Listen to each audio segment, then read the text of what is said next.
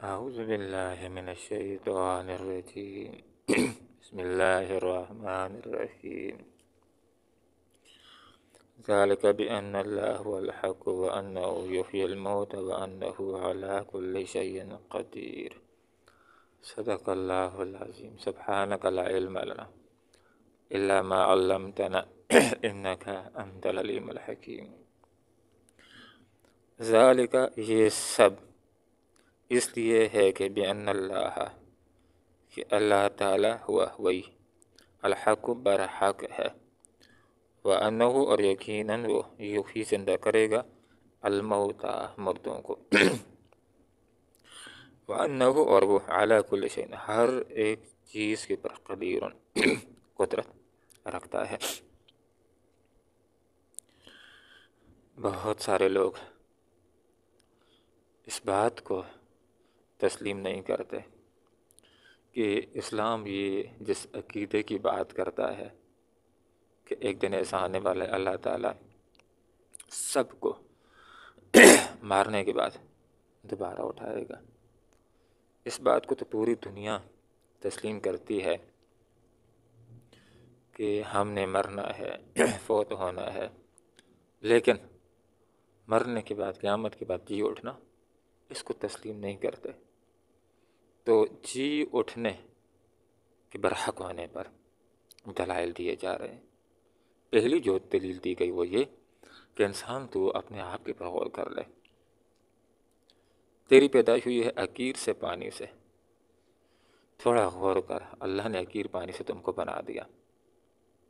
اب جس وقت تو مر جائے گا تو تیرا ڈھانچہ ہوگا، اس ڈھانچے سے اللہ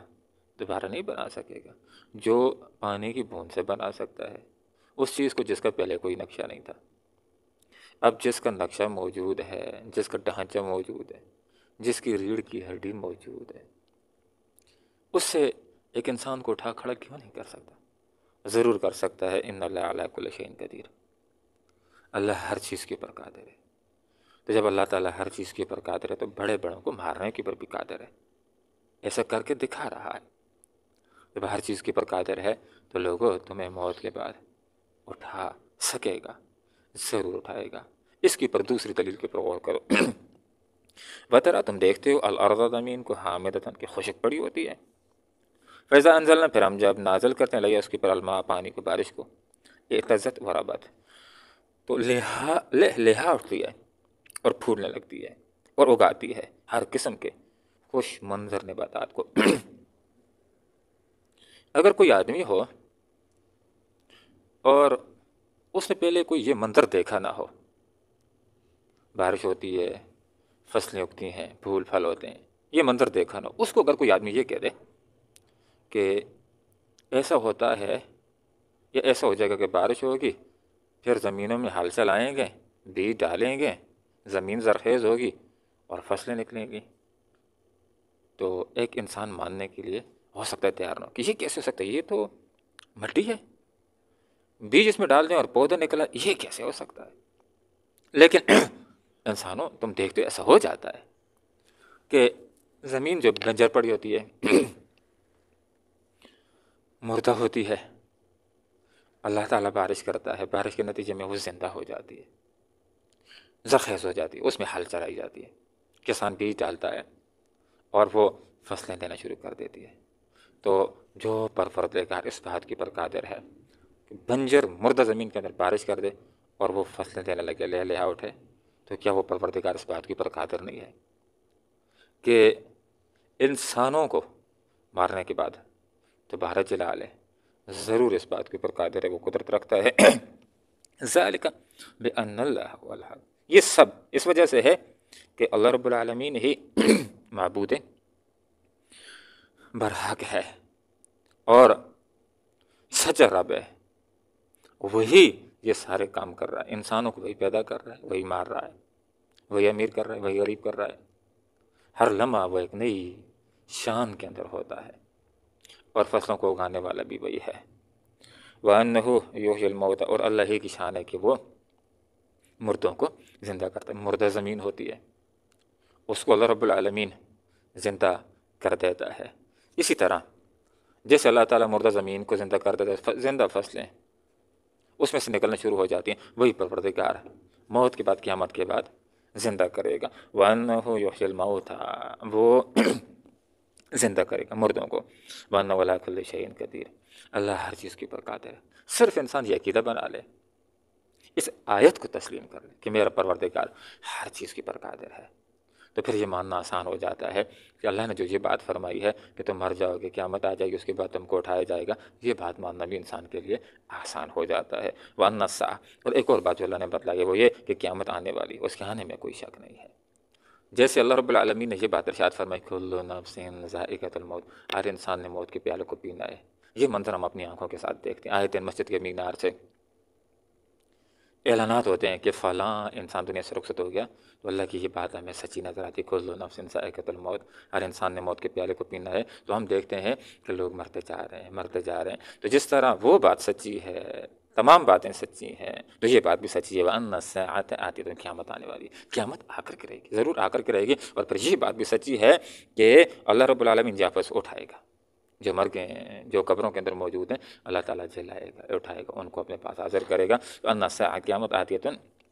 آنے والی ہے، لا ریب فیہ، اس کے آنے کے اندر کوئی شک نہیں، آئے گی، ضرور آئے گی، کب آئے گی اس کا علم اللہ تعالیٰ نے کسی کو نہیں دیا، یہ علم اللہ رب العالمین کے پاس ہے۔ وَأَنَّ اللَّهَ يَبْعَثُ مَن فِي الْقُبُورِ، دوسری بات یہ کہ قیامت کے بعد، قیامت آئے گی، سارے مر جائیں گے، پھر قیامت کے بعد اللہ تعالیٰ یبعث، اٹھائے گا، زندہ کر کے، مان ان کو فی القبور، جو قبروں کے اندر، جو مرغاؤں کے اندر ہے۔ تو ان آیات بینات نے ہمیں